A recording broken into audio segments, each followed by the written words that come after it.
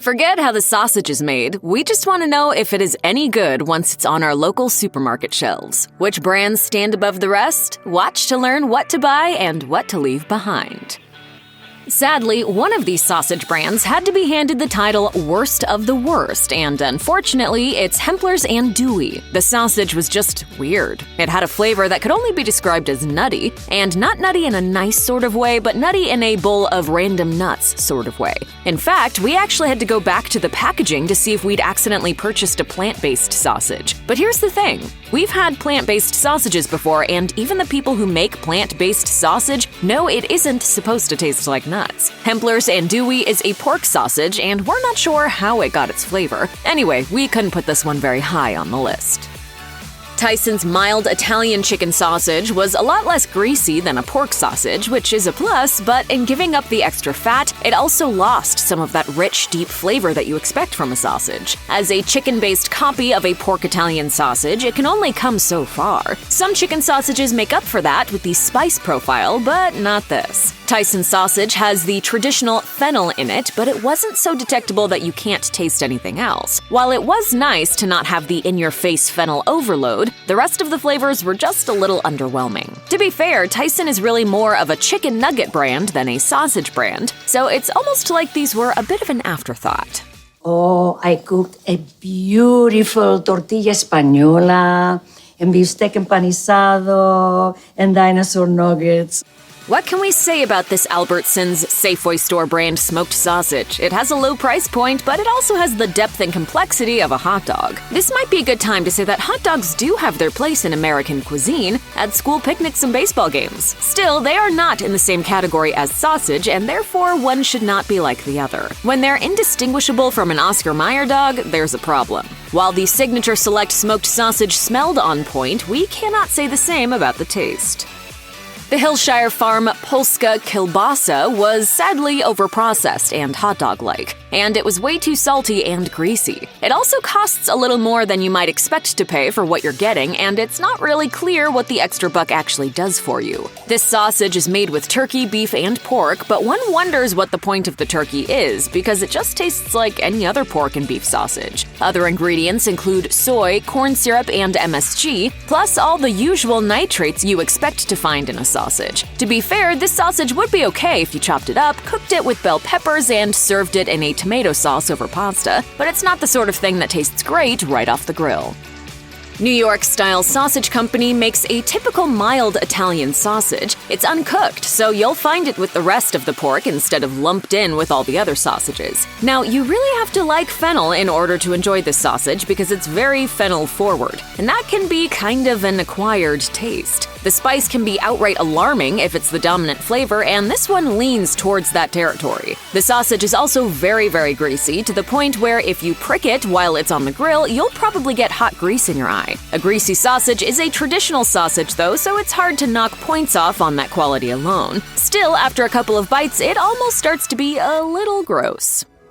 Boar's Head is one of those names that makes you think you're eating something gourmet, or at the very least, like you're in a little pub somewhere out in the English countryside. The Boar's Head uncured beef knockwurst was also one of the more expensive sausages we tried, but it was one of those moments when we kind of think maybe another variety would have made us rank Boar's Head a little higher. They do have some other pretty interesting flavors to choose from, like a blazing buffalo chicken sausage and one made with Honeycrisp apple, or maybe we just really wanted to like this sausage more because of the super cool logo and the English pub name.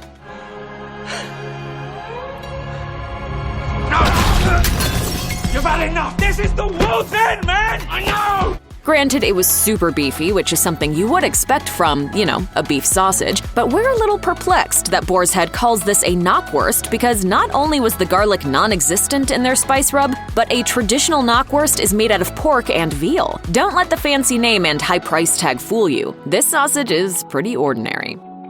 Zoe's Italian red pepper and fennel chicken sausage is not great and not awful. It's an organic chicken sausage, and the big brag on the packaging is the art of meat. If this is art, though, it's more like what you'd see on the wall in a coffee shop than in a gallery. That I love. I absolutely love. That's just the air conditioner. The only thing that really came through was the fennel. It did taste like an Italian sausage, so points for that. The main problem with this sausage is that it has red pepper right on the label, yet it does not taste like red pepper. Still, we did think that Zoe's was decent, but probably more for chopping up and putting in a lasagna than eating right off the grill. We tried the Evergood Louisiana brand hot link sausage and were ready for something spicy, given the word hot was in the name and the fact that there was a drawing of some chili peppers on the packaging, but we did not really detect anything hot or spicy. Despite it being an utter letdown in terms of what we thought we were going to be eating, this all-beef sausage did taste good. It was reminiscent of a summer sausage, which is the sort of thing you eat cold on New Year's Eve before the big toast, not the type of sausage you pull off the grill on a summer evening. It was also really rich and greasy, which clashed with the whole summer sausage vibe. Not that we're really that into the summer sausage vibe in the first place. Frankly, we didn't expect much from these Johnsonville Better with Cheddar sausages. They're straight like hot dogs and kind of diminutive and ordinary looking. Also, the whole concept of the Better with Cheddar sausage is just a little uninspired, and not just because it's really annoying when brands misspell words out of some weird desire to have people think their marketing department is clever. They're smoky, and that ain't no jokey. Okie dokie. Well, these sausages were actually a nice surprise, keeping in mind that there's a reason why cheddar remains the most popular cheese in the world, because it's good, and it's good in things, and this sausage is no exception. There was just enough cheddar to give the sausages a creamy texture and a nice cheese-forward flavor, but they were not overwhelmingly cheesy or excessively greasy either. They cooked up nicely on the barbecue and looked tempting on the plate, and their small size was even kind of a boon because it seemed like a crime to not eat more than one.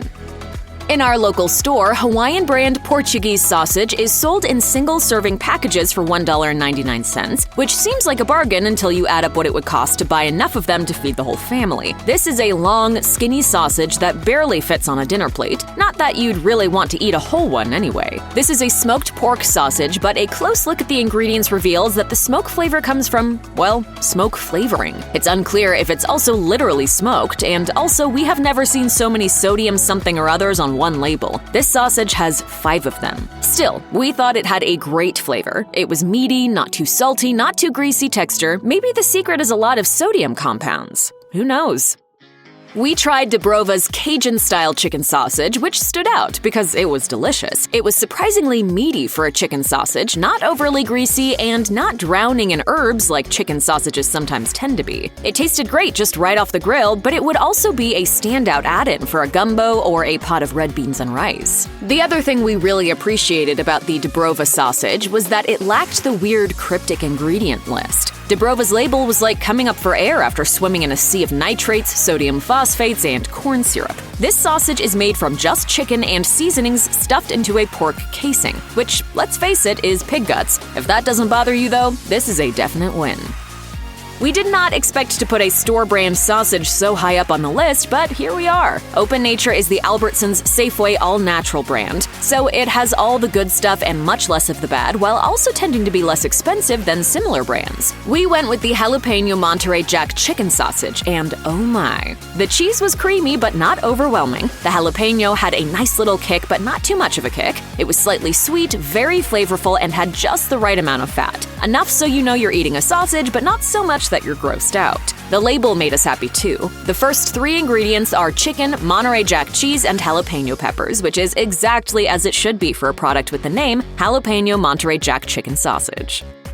Aidells is famed for its chicken sausages, and the brand's Italian-style chicken sausage with mozzarella cheese proves why that is the case. We liked this one so very much, but to be fair, Aidells' Italian sausage isn't quite the same flavor profile as a typical Italian sausage. For starters, mozzarella cheese is the second ingredient, and it's not usually in an Italian sausage. While fennel isn't on the ingredient list at all, there are plenty of other herbs like parsley and basil, as well as roasted garlic. So while this did for sure have an Italian vibe, it was, like their other offerings, a pretty unique take on the flavors. Still, we ranked it high because it's not too greasy, has a really nice complex flavor, and a not alarming list of ingredients.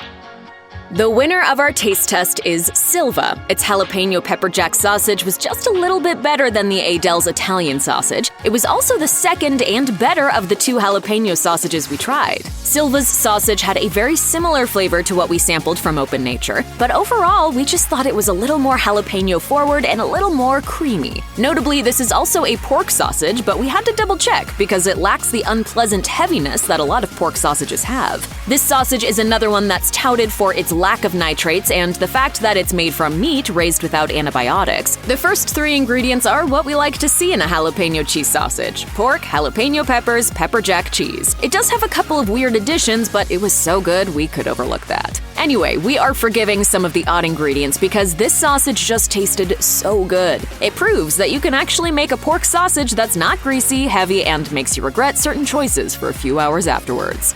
Check out one of our newest videos right here. Plus, even more mashed videos about the best food buys are coming soon. Subscribe to our YouTube channel and hit the bell so you don't miss a single one.